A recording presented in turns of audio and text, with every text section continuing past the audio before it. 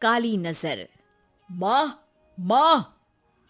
अरे क्या माँ माँ कर रहा है? बकरी का बच्चा है क्या? अरे माँ, मजाक छोड़ो। मुझे फाइनली वो मेन चौराहे वाली दुकान मिल गई है। अब देखना, आपका बेटा दुगनी स्पीड से पैसा कमाएगा। ओफो, ये क्या? मेरी ऑनलाइन मेकअप क्लास चल रही है। इतनी जोर से क्यों बोल रहे हो आप दोनों? अरे मेरी धर्म पत्नी जी, मेकअप क्लास बाद में करना। वो चौराहे वाली दुकान मिल गई है हमको। अरे वाह! रुको, मैं अपनी माँ को फोन लगाकर बता देती हूँ। अरे मैं भी अपने रिश्तेदारों को बता देती हूँ। कितनी खुशी की बात है। हाँ हाँ, मैं भी अपने दोस्तों को बता देता हूँ। 1 हफ्ते बाद रजिस्ट्री है। बस, घर में खुशी का मौका था। उन तीनों ने अपने अपने फोन उठाए और लोगों में बात फैलाना शुरू कर दिया। और रही सही कसर श्वेता बहू ने अपने पड़ोस में सबको बताकर कर दी। अरे वर्मा आंटी, अब हम भी जल्दी कार ले लेंगे। घर का रेनोवेशन होगा और ठाट से रहेंगे हम भी। अरे ऐसा क्या हुआ? लॉटरी बाटरी लग गई है क्या? अरे इस बार चौराहे वाली मॉल में हमको भी दुकान मिल गई है। दुकान नंबर 21, जो एकदम चौराहे पर है। अब ग्राहक बढ़ेंगे तो आमदनी भी बढ़ेगी ही ना। अरे वाह, कितनी खुशी की बात है। मैं बहुत खुश हूँ तुम्हें इतना खुश देख के। बाकी एक बात कहूँ, सबको मत बताते फिरना। किसी की नजर लग जाएगी तो खुशी की खबर वापस लौट जाएगी। हैं? ऐसे थोड़ी ना होता है। अब डरा रही हो। अरे सही कह रही हूँ। काली नजर कहते हैं इस चीज को, जब आप किसी को कुछ बताओ और वो काम बिगड़ जाए। अरे लेकिन मैं तो। तुमने सबको बता दिया ना? हाँ, फोन लगा लगा के। अब बच के रहना। काली नजर बड़ी खतरनाक होती है। श्वेता इतनी खुश रहती है कि वो वर्मा आंटी की बात पर ध्यान ही नहीं देती, जबकि पड़ोस में और भी लोगों से खुशी की खबर शेयर करती रहती है। अगले दिन राजेश बहुत दुखी होकर घर आता है। अरे बेटा, क्या हुआ? मुंह क्यों सूजा हुआ है? मधुमक्खी ने काट लिया क्या? माँ, वो दुकान किसी और के पास चली गई। किसी ने ज्यादा भाव लगा दिया। अरे पर बात तो आपसे हुई थी ना उस दुकान वाले की।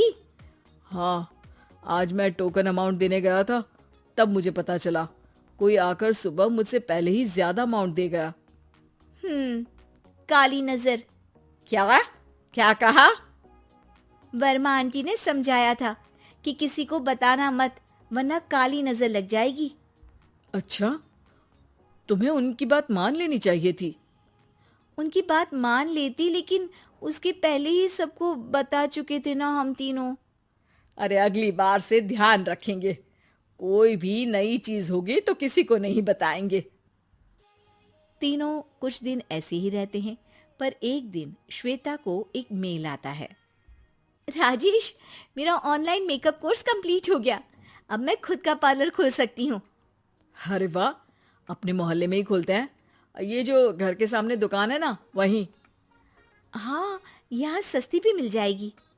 अगले दिन श्वेता वर्मा आंटी के पास जाती है, मिठाई का डब्बा लेकर। अरे आओ आओ, कैसे आना हुआ? जोर से नहीं बोलूंगी। वो सामने वाली दुकान है ना, वहां मैं अपनी पार्लर की दुकान खोलने वाली हूँ। उसकी मिठाई है। अरे वाह, बहुत बधाई हो तुमको। हाँ, मैं कमाने लगूंगी तो राजेश पर पूरे घर का बोझ नहीं रहेगा ना आंटी जी। ये तो है। पर ये बता कि तूने ये बात किसी और को तो नहीं बताई ना? अरे नहीं नहीं, पिछली बार गलती कर दी थी। काली नजर लगी किसी की और राजेश के हाथ से वो दुकान चली गई थी। सबको मत बताना।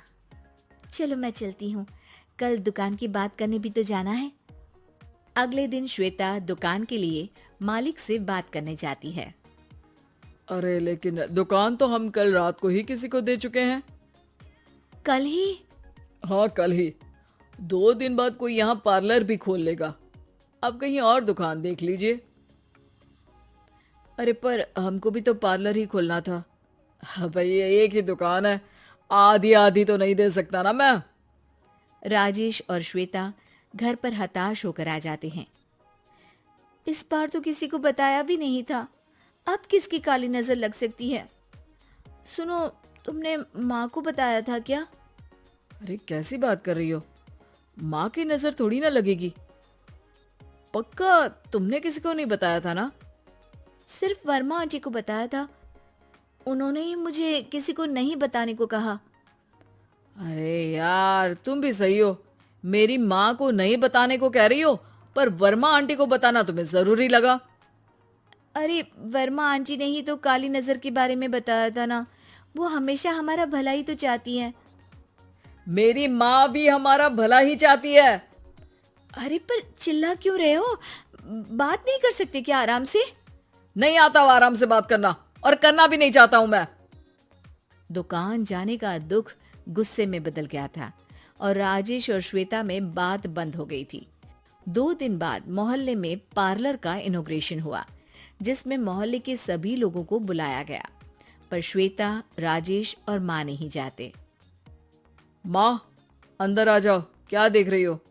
अरे नया पार्लर देख रही हूँ अपने आंगन से। देखो, माँ को दूसरे का सुख देखने में कितना मजा आ रहा है, मेरा दुख नहीं दिख रहा इन्हें। यहाँ मेरा पार्लर भी तो हो सकता था। अरे चुप रहो यार, हर बात में लड़ाई क्यों ढूंढ रही हो? राजेश और श्वेता फिर बहस करने लगते थे। तभी माँ ने दोनों को बाहर बुलाया। अरे जरा देखो तो, दुकान चलाने वाले का बोर्ड पर नाम क्या लिखा है? श्रुति वर्मा। गाड़ी निकाले बेटा, हमें कहीं जाना है। काली नजर का इलाज कराने? राजेश अपनी बाइक निकालता है। तीनों ट्रिपलिंग कर रहे हैं। माँ राजेश को उस मॉल वाली दुकान पर लेकर जाती है जहां राजेश अपनी दुकान खोलने वाला था। यही दुकान लेना चाहता था ना तू? हाँ, पर इनको भी दुखी करने लेकर आई हो क्या यहाँ पर दुकान दिखाकर? वहाँ काफी नहीं था? अरे श्वेता, थोड़ा सब्र रख, अभी पता चलेगा कि हम यहाँ क्यों आए हैं। बता, इस दुकान चलाने वाले का नाम क्या है?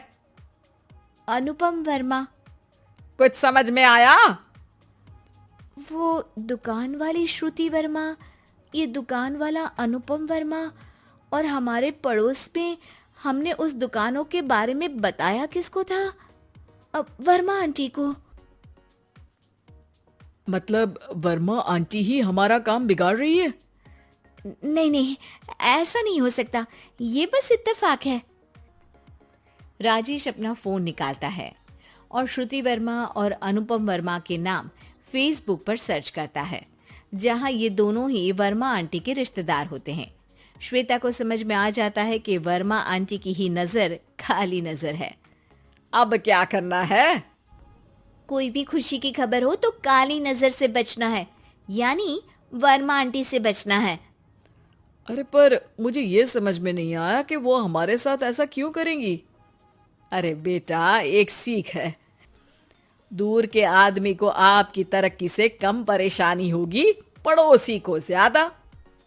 दोनों माँ की बात में हामी भरते हैं और अगला काम चुपचाप करने की कसम खाते हैं, ताकि आगे से वर्मा आंटी कोई काम ना बिगाड़ सके।